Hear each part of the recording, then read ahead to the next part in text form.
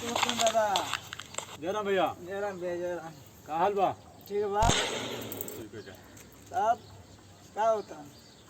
ए खेती बाड़ी चलत हिय का होई? हां सुनो तानी आज का बड़ा चर्चा बा गाँव में। कैसन हो? अरे वोट को लेके।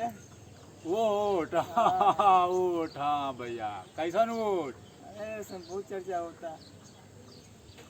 ठीक बा होके दा का हुई? का होई? के दियल जाई? का वोटी है। वोट हाँ हमार मन हम जेके वोट गई काहे तू पीछे पड़ल बा? अरे बतावा था। नहीं हम देब ना वोट जेके देखो गई ना। अरे बतावा था कम से कम। का बताई हम? मुँह जान जाए। हाँ ठीक है सरकार बहुत काम कैले बा। गरीबन के लिए बहुत काम कैले बा।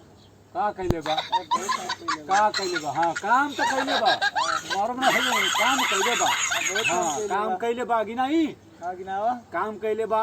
हाँ सिलेंडर 400 रुपया रहे हाँ 1000 रुपया हो गई हाँ है। राशन कार्ड में खाना बनत रहे का बनत रहे मिलत रहे गल्ला में तो गल्ला मिलत रहे बंद हो गई। हाँ। राशन कार्ड बंद हो गई हाँ। है। स्कूल चलत रहे सरकारी स्कूल बंद हो गई हाँ। है।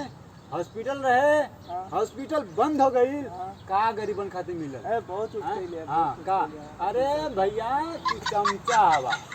हाँ तू चमचा हम दे ना हमार हक हम मतदान के लिए हमार हक हमार मर्जी है हम कहीं भी गई तो मतलब भाई तो वोटी बा मनो के। हम भूल याद है छई।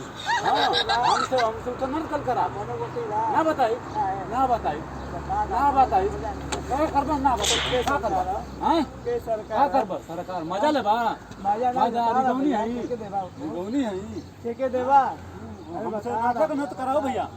हाँ